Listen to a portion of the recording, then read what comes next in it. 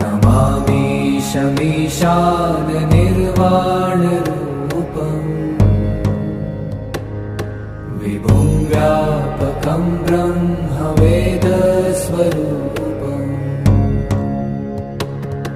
निजं निर्गुणं निर्विकल्पं निरीहम्